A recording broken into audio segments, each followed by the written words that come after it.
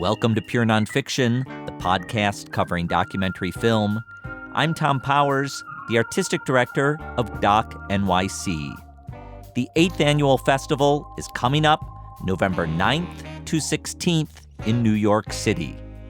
It's become America's largest documentary festival with over 250 films and events. That's a lot to absorb, so on this episode, I'm joined by two colleagues from Doc NYC to help guide you through the selection. Even if you won't be in New York, you can still experience the festival from afar on its website and YouTube page. We're going to share our discoveries of films across many genres: politics, music, true crime, biography, and more. We're also going to talk about the VIEWFINDERS competition, where festival goers can take in 8 films chosen for their distinct directorial visions. We have a bounty of film clips to share. This is a once-in-a-lifetime opportunity to be able to sing with some of the greats. This is your moment. This is your moment. And to hear their stories and to be able to sing along with them. This is so fun. I'm like a kid in a candy store right now. I'm at FAO Schwartz. That's a bit from Streetlight Harmonies about doo-wop singers, old and new. Streetlight Harmonies is making its world premiere at Doc NYC on November 14th. Many of the singers will be in attendance from groups like the Crystals, the Drifters, the Chantels, and more. That's a reminder that the festival doesn't only show films, it also brings out hundreds of special guests. Many screenings have live Q&A sessions where you can see the filmmakers and film subjects in person. I'm going to name just a few notables who we're expecting: Susan Sarandon, an executive producer for the film Sufra, journalist Dan Rather for the film Fail State, shoe designer Steve Madden for the film Madman, the Steve Madden Story, and model Pat Cleveland, who's interviewed in a film about the fashion illustrator Antonio Lopez. He says, "I'm Antonio and I'm going to draw you, girl." And the way he talked was so cute and so sexy. Oh my God, I immediately went up to him and gave him a hug. And he threw his arms around me. He says, "How would you like to work with me?" And he was like hugging me. And I said, "Oh my God, I'm falling in love." That's from Antonio Lopez 1970, Sex, Fashion, and Disco, premiering on November 10th. It plays in the Metropolis competition devoted to New York stories. If you love music, Yitzhak Perlman will be in person for the film Yitzhak. We have an eclectic range of guitarists coming to the festival. Lee Ronaldo from Sonic Youth is coming for the film Hello, Hello, Hello. Jazz master Bill Frisell will attend for Bill Frisell, A Portrait. And Eric Clapton is coming for our closing night film on November 16th called Eric Clapton, Life in 12 Bars, that tells the stories behind his music. And then she asked me, "Do I look alright?" And I say, "Yes, you look wonderful tonight." If you want to see leading filmmakers, look to the section called Shortlist, where we pick 15 of the year's most celebrated documentaries. Several of these directors have previously been on Pure Nonfiction, including Laura Poitras, the Oscar-winning director of Citizen4. She returns to Doc NYC with her film about Julian Assange called Risk. Agnes Varda, who was on our last episode, is coming with her film Faces Places. And Errol Morris has 2 films at Doc NYC. His film, The B-Side, Elsa Dorfman's portrait photography, plays in the shortlist section, and his new 4.5-hour epic called Wormwood plays as a special event. Wormwood investigates the death of CIA agent Frank Olson. What were you told at the time of your father's death? I was told that your father has had an accident. But that was the cover story, told by the CIA. In Wormwood, Errol Morris interviews Frank Olson's son, Eric, who spent a lifetime trying to learn what happened to his father. Morris pushes the boundaries of documentary by combining interviews with performances by actors. Peter Sarsgaard plays Frank Olson, who died in 1953. Doc NYC will show the New York City premiere, playing the entire 4.5 hours with an intermission on November 10th. So we have a lot to talk about. In mid-October, I sat down with Rafaela Nehausen and Basil Tsiokos at the School of Visual Arts, where I teach in the MFA Social Documentary program.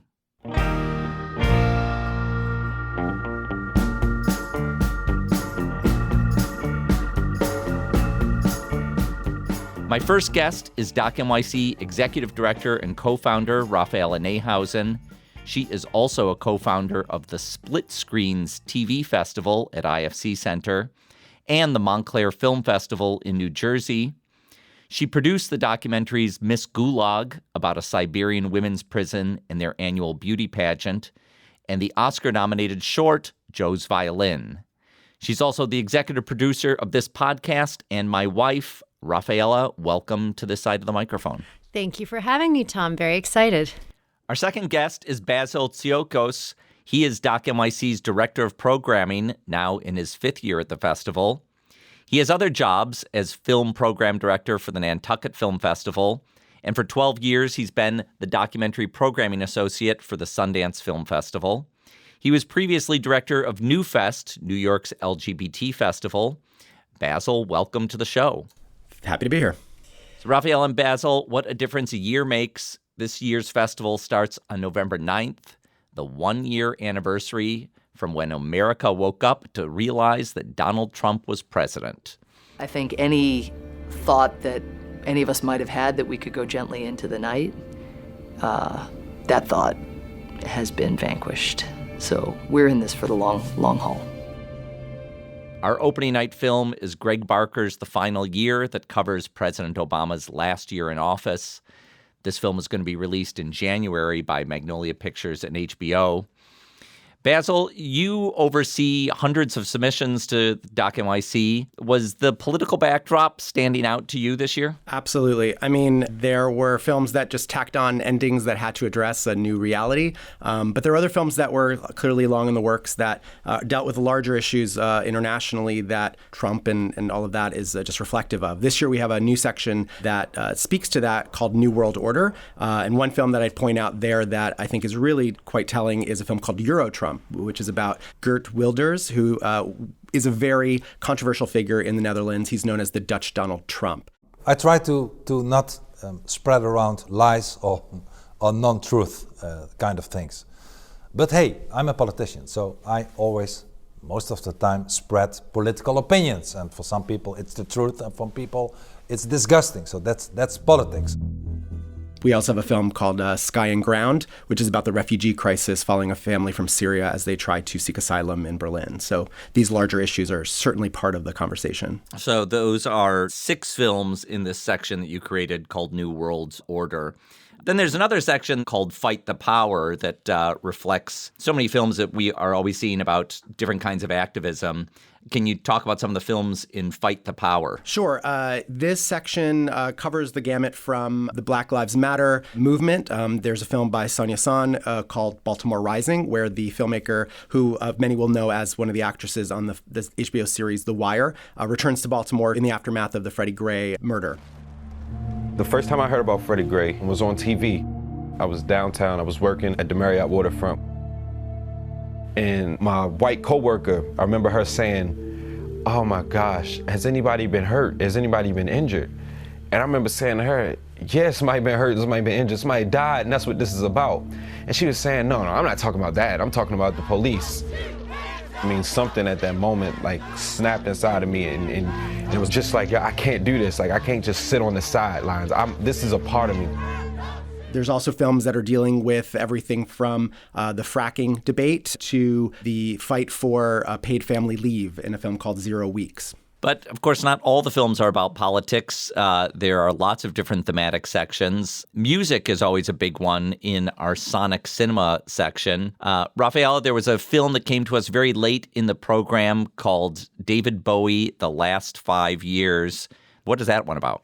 Well, I mean, I think I speak for probably many New Yorkers and many people around the planet that I still don't believe David Bowie is dead. He was such a pivotal person in all of our lives. And, you know, this film, it's a wonderful opportunity to really spend the last 5 years of David Bowie's creative process with him on screen.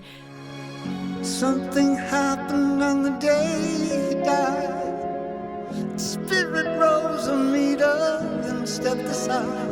Somebody else took his place and bravely cried, I'm a black star, I'm a black star. Director Francis Waitley, what he does in this film is he essentially follows David Bowie over his final years through the production of Black Star and its predecessor, The Next Day, as well as his stage musical Lazarus. So for any David Bowie fan in the city, this is a screening they really ought to get to. Just go with me, I'ma take you home. So that is David Bowie, The Last 5 Years. It's playing at the festival on Friday, November 10th. There's another film in our Sonic Cinema section that I really enjoyed. It's called The Beatles, Hippies, and Hell's Angels Inside the Crazy World of Apple. So this is a film about the company that the Beatles started, full of utopian fervor. What is Apple, John? It's a company we're setting up which involves records, films, electronics, which make records and films work, and what's it called, manufacturing? Yeah, just trying to mix business with enjoyment. Pleasure. It didn't always go as planned, but the film has terrific interviews with people who were eyewitnesses at that time. It has some delightful animation to kind of recreate things that weren't captured on film. And I think any Beatles fan will enjoy this, The Beatles, Hippies, and Hell's Angels. What does it all mean? I don't know what it meant. It was a dream. It was whatever you want.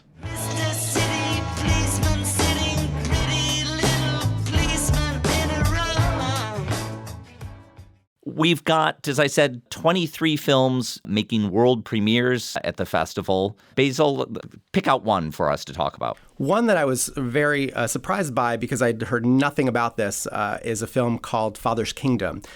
This is a film about a person named Father Divine. He was an African-American spiritual leader before the turn of the century who amassed more than 1 million followers around the world. He claimed he was God. So it's crazy that this story hasn't really been out there in the popular consciousness very much in recent times. And this is a really fascinating look at this very controversial figure. The FBI investigated. For them, the preaching of racial equality was in some way seditious. It was questioning the nature of the American system. Father Divine was the most important figure addressing civil rights between Marcus Garvey and Martin Luther King. But he is called God. Father has been neglected by historians because of the religious claims. They don't want what they might call a cult leader having such an impact. Rafaela, tell us about the film called Repeat Attenders. Well, this is another really fun world premiere. It's a quirky film, and for anyone who loves the theater, this could be a film for you. This film follows superfans, people who are obsessed with Cats, with Les Mis, with Starlight Express, and this film really follows their obsession and the belonging they get from these various musicals. I totally understand the wicked devotees. We got a letter from a Muslim girl who, after 9/11, had barely been out of her house. Her girlfriends made her go to Wicked, and she wrote a letter to the producers saying, "This is the first time I have felt safe in 2 years. This was, I feel welcome in your theater because you understand. I feel welcome." I mean, that's how strong that message was. The ultimate outsider story. So that film plays in our center stage section, which covers different films about the performing arts. So the world premiere that I'll pick is from Barbara Koppel, the two-time Academy Award-winning filmmaker who's been to our festival many times before. Her new film is called A Murder in Mansfield. It plays in our true crime section. This film has its seed in a murder that took place in Mansfield, Ohio in 1989. A 12-year-old boy named Collier was a kind of witness to his father killing his mother. Horrible crime. But Collier testified in court. It's a videotape testimony we see in the film. Incredibly bravely. He had a great love for his mother, and he brought that into his testimony. Did there come a time that you got up next morning and looked for your mother? Yes, it was around 8:30 in the morning, and I got up and I ran immediately to my mother's room, and I noticed the covers were pulled back like a body had been taken out. It's not the normal way my mother would get out of bed. And so I went downstairs and I said, "Where's my mother?" to my father, and he said, "Well, Mommy took a little vacation, Collier." And then I didn't know what to say. I just panicked. And now, over 25 years later, he's still grappling with this as an adult. In the film, we watch him go to prison to confront his father, who has always remained in denial of this crime. I've been waiting a long time to do this. One of the things I've always been interested in my life about, ever since you murdered my mother, is the collateral damage of violence. How all this, because of the size of the case, the gravity of it was so intense that it wrapped up so many people. And I certainly wasn't aware of that when I came back. And I'm pretty sure you're not. So this is a discussion to hopefully let you understand what has been going on and to talk about some really, some details about what has happened. Barbara Koppel, as she always does, tells the story with tremendous compassion. That film is called A Murder in Mansfield.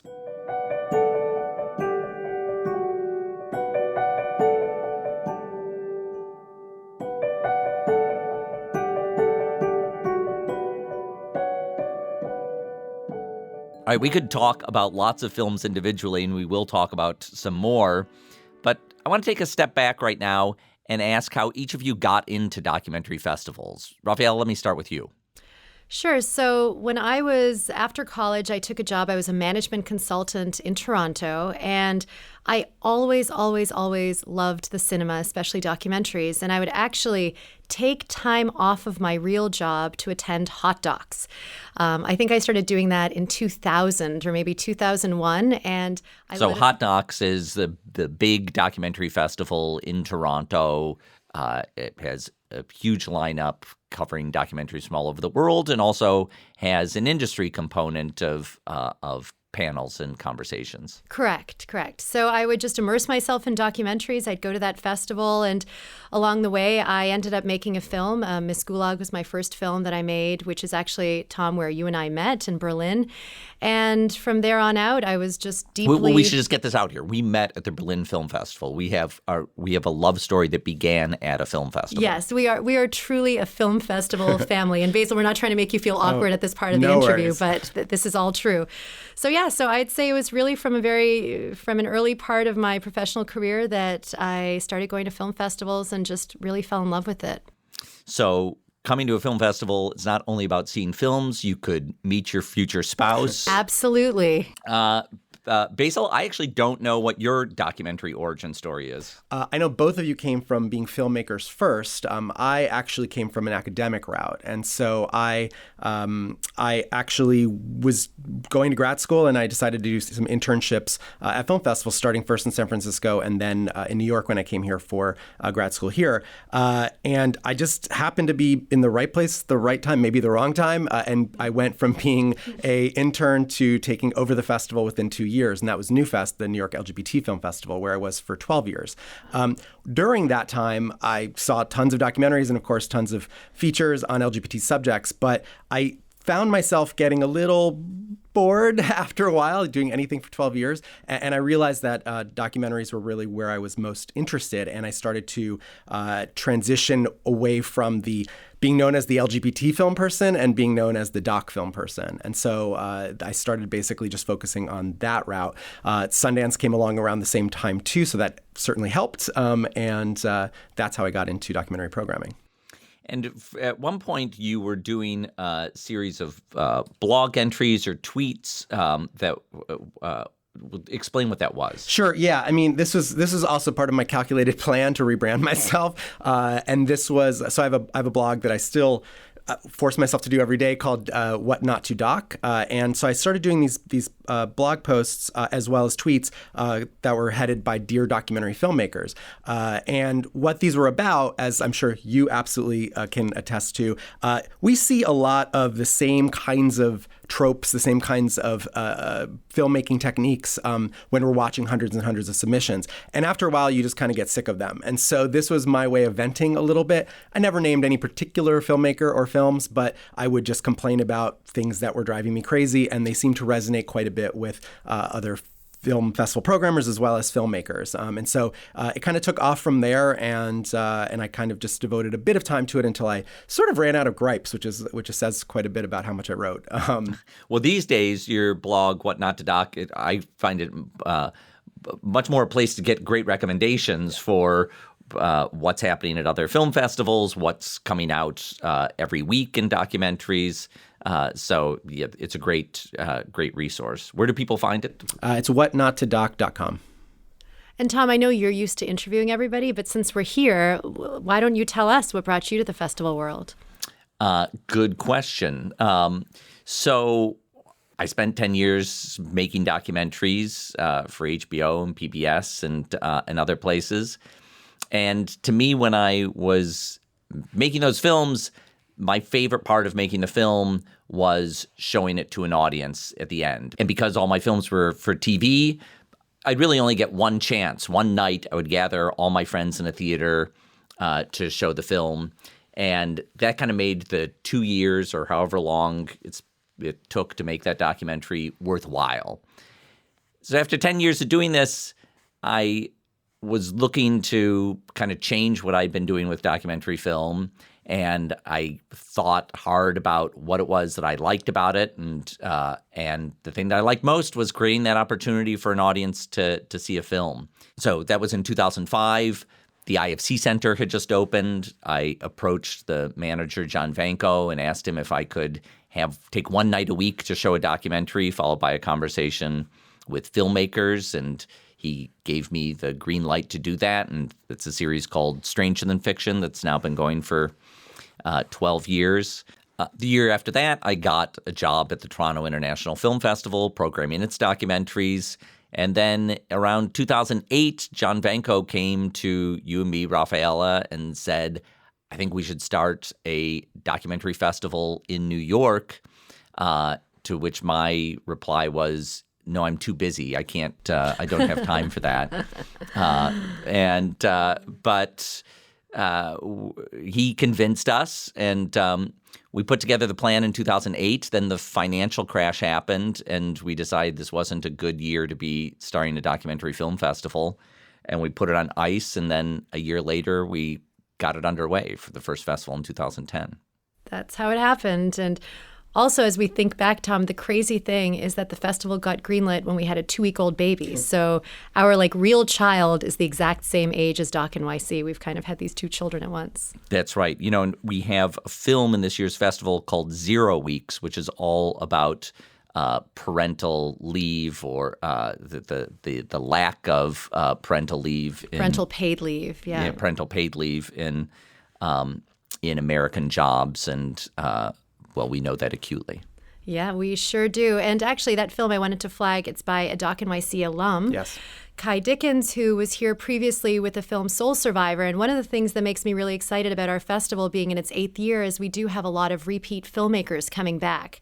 So it's just such a special feeling to see people show their first film and then their second film and sometimes their third film. I'm not even sure how many films of Barbara's we've shown over the last 8 years, but She's a repeat attender. She is. Someday there will be a documentary about these people who keep coming back to Doc NYC. Exactly. Absolutely.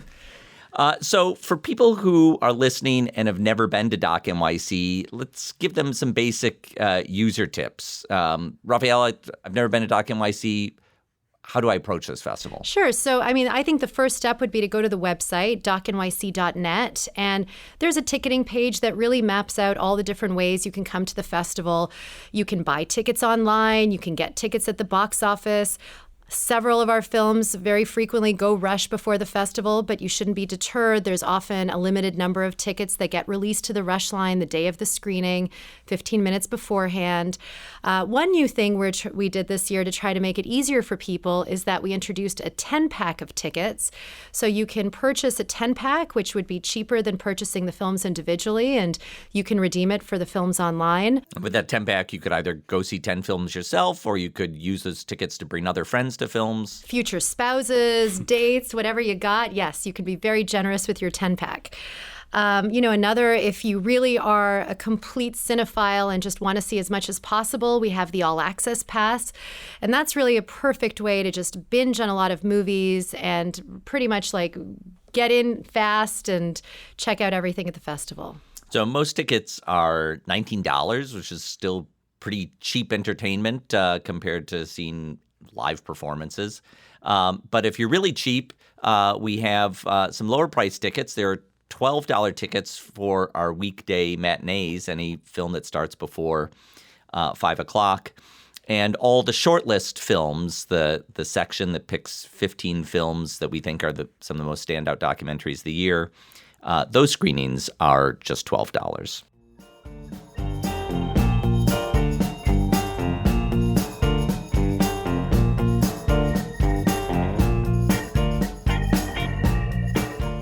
I would say another great point of entry to the festival is our VIEWFINDERS competition.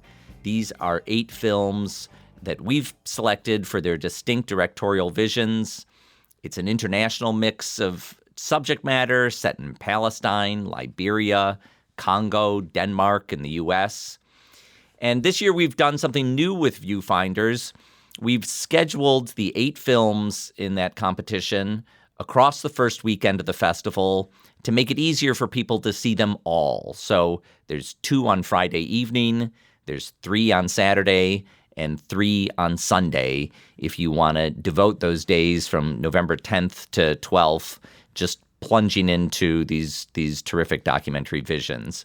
And we created a VIEWFINDERS Pass so that you can save money and see them all. And you'll be seeing them with a jury, which I think is, a great experience. I was on the Cannes jury this year, and you really start to think about the films differently when you're watching them alongside each other, and you get a full range of what's happening in documentary film today. And if you get that VIEWFINDERS Pass, you can also join us for a coffee reception on November 11th when you can meet many of the filmmakers and the festival programmers. So let's each pick a film out of the VIEWFINDERS section to talk about. Basil, what's a film that you want to highlight? I'd love to talk about Mole Man, which is having its world premiere at Doc NYC. This is a portrait of a 66-year-old autistic man who has spent his entire life building an unbelievable structure in the backyard of his parents' home. This is really fascinating. He doesn't actually use nails or any kind of adhesive or anything like that. Much like our festival. Just like our festival. He has this ability to understand construction and based on weight, and it's really fascinating. They just put that diagnosis on him. My mom and dad weren't able to question anything about that. And to me, that didn't make sense. He's so capable of doing so many things. Ron's creativity is amazing. Amazing. You see whites and beiges and pale colors all the time. Why do I keep seeing that? I want to see something bright. Every room a different color. The fact that he can go to someone's house, be in there just for a little bit, leave, go home, and draw a floor plan with windows and the way the doors swing is just something else. I saw a movie, Rain Man. I'm like, wow, that's Ron. That's my brother. What the film also does is it really explores the reality that now that he's older, one of his parents has passed away, his mother's in her 90s, what will happen to him when she's gone and when she can't take care of him? So it's a serious issue that, as we know, autistic rates have skyrocketed, and this is an issue facing lots and lots of families. So it has this interesting lens by which to view this issue. He's literally one of God's masterpieces. Why would you want him to conform when it's his non-conformity that makes him who he is? So that film is Mole Man, that's having its world premiere in the Viewfinders section. Rafaela, talk about a film in Viewfinders that stands out to you. One film that I haven't been able to stop thinking about since I saw it is The Stranger, also by an alum of the festival, Nicole Harani, who won the Viewfinders competition in 2015 with her last film, Motley's Law. This film, it's even hard to explain. It's about, and Basil, maybe you'll help me explain it. It's about a young woman who's 25 years old. She's a single mother, and online, she meets a man who she completely ends up falling in love with.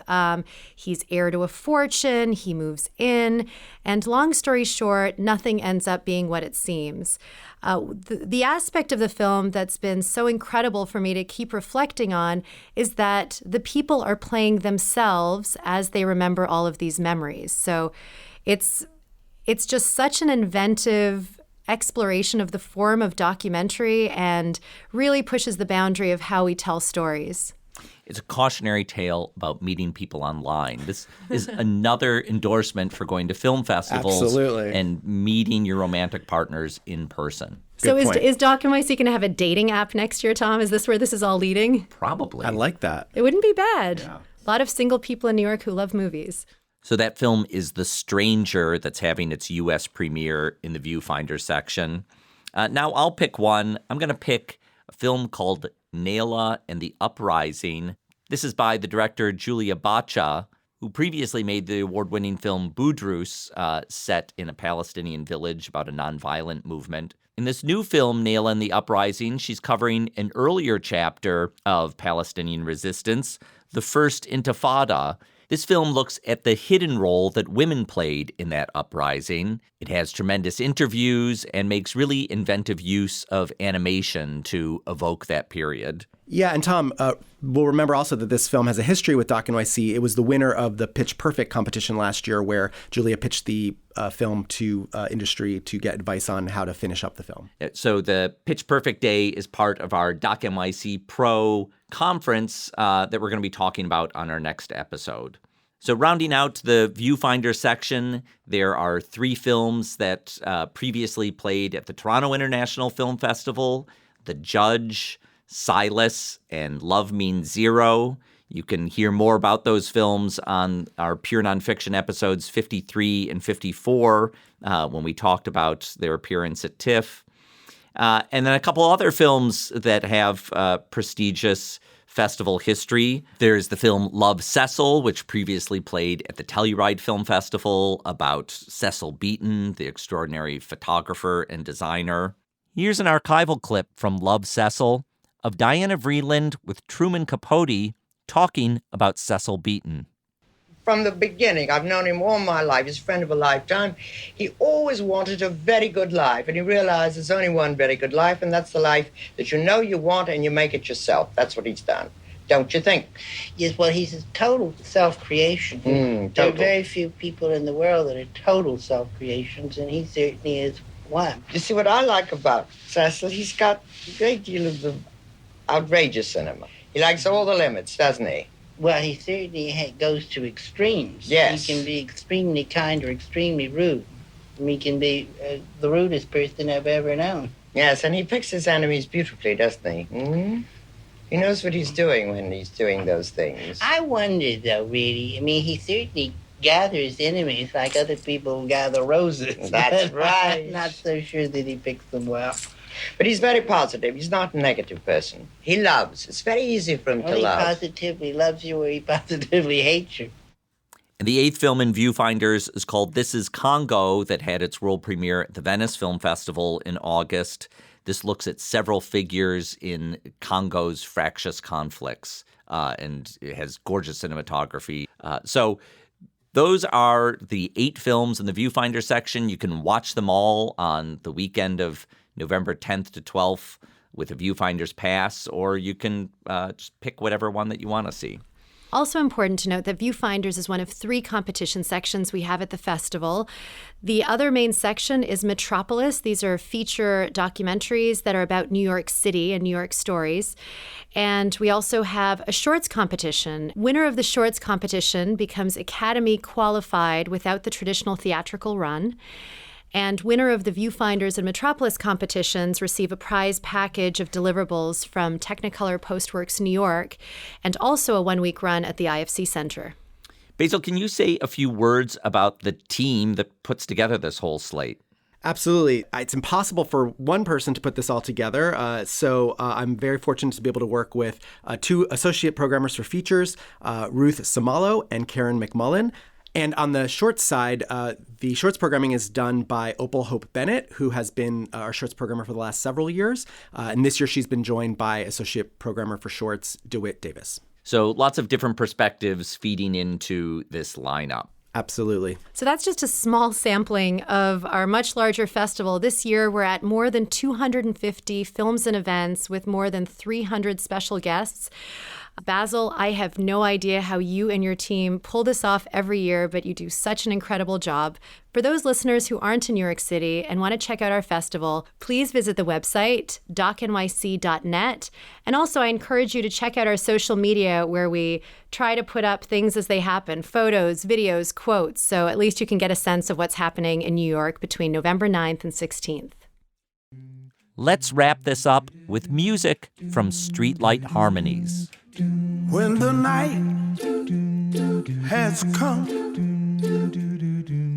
and the land is dark and the moon is the only light we'll see. No, I won't be afraid. No, I won't be afraid. Just as long as you stand by me. So darling, darling, stand by me. I want to thank Raphael Nehausen, Basil Siokos, and the whole Doc NYC team for standing by me.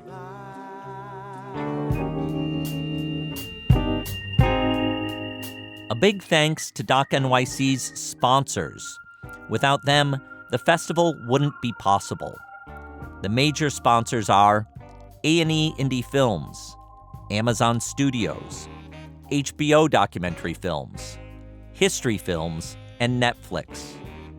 The supporting sponsors are Discovery, Image Nation Abu Dhabi, National Geographic Documentary Films, and Showtime Documentary Films. The leading media sponsors are New York Magazine and WNET 13, New York Public Media. Doc NYC is produced by IFC Center, overseen by John Vanko and Harris Dew.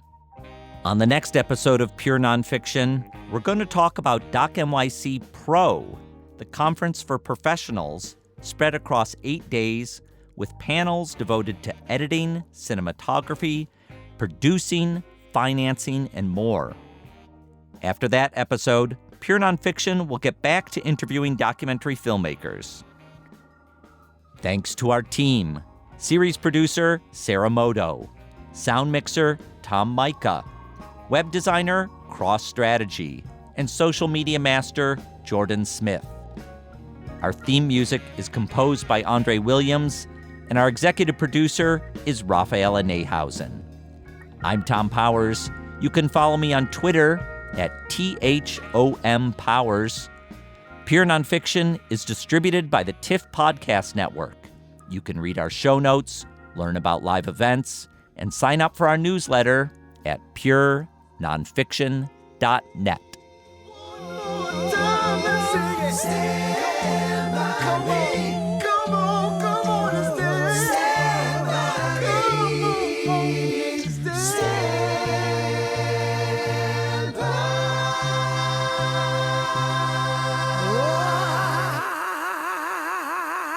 girl, won't you stand by me?